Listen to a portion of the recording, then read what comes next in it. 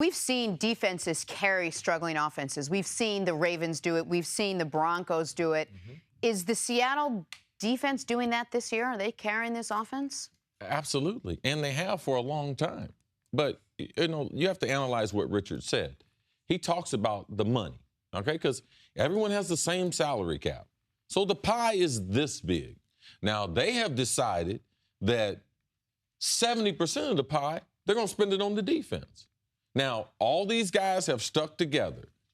Bennett, KD Wright, KJ Wright, Sherman, Earl Thomas, all of them have supported each other in potential contract disputes. Like, say this offseason, instead of going out and getting another offensive lineman or two, they gave Cam Chancellor an extension. Now, is that really going to help Russell Wilson, which they gave over $100 million? So they haven't done anything to protect that side of the ball. And they traded a wide receiver for Sheldon Richardson. Sheldon Richardson. I mean, yes. Why? They're going to play because they've drafted a lot of these guys, and for them to win the Super Bowl, their biggest problem is they messed up. They tricked off one Super Bowl. If they were two-time Super Bowl champ, we wouldn't even care. But for Richard, this is a constant theme, and it's constant tension, because I was on Philadelphia with Reggie White and that defense. That the only thing preventing them from winning the Super Bowl there was us, the offense. And there was some bad exchanges with them coming off the field with another turnover and telling us, hey, won't you guys finally do something with this? So eventually it gets to you. One of the best teams to ever not win the Super Bowl, the 98 Vikings, NFL scoring record. Our defense was about 20th, 21st. There was plenty of bad exchanges after we scored 3 touchdowns. Is that enough for you? There was 2 games that season, Stink. We didn't score 30 points. You know what our record was, Stink? 15-1 the regular season. We beat, in the divisional game, we beat Arizona, and then we lost to Atlanta. Because 2 games, the only 2 games we didn't score 30 points were the only 2 games we lost. You think it's not real tension? Yes, it is real tension. But Richard knows when they get blamed, it's going to be on the defense because that's where they're spending their money. It's gotten to the point in Seattle, I think patronizing is the right word.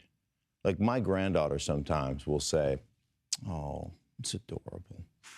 And I think Richard Sherman looks at the offense and goes, it's adorable. Look at those guys. They try hard. So cute, right? They're not good. They're not good. They can't score. No, it's not their fault. Right. That's not their fault. They don't have any players. It's adorable. Look at them. Oh. And we're going to go out here and we're going to, we're going to have to choke people out. Right. And that's where they are right now. And I think it's the only way you can look at it because it's not their fault. It's not like they're not giving effort. They spend no money. I called a game last year. Called a game in Seattle, the 49ers versus the Seahawks. They had 3 guys starting that 2 of them shouldn't have been in the league up front, and 1 of them should have been a backup that you are on penitent knee praying never has to get in the game.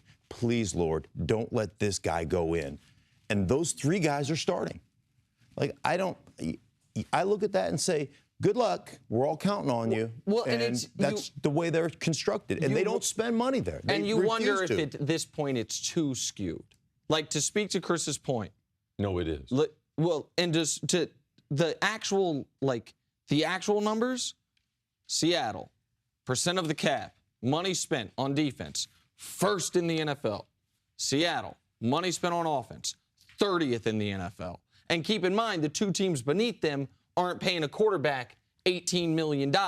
That's where, to me, it's skewed. We talked about the Texans earlier.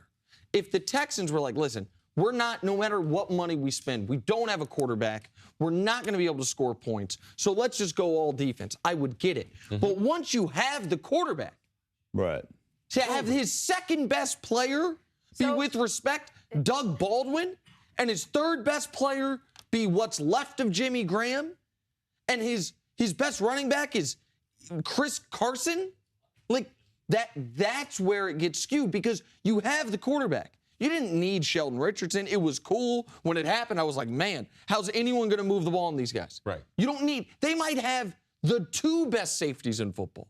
Like Yes. both of them. Right.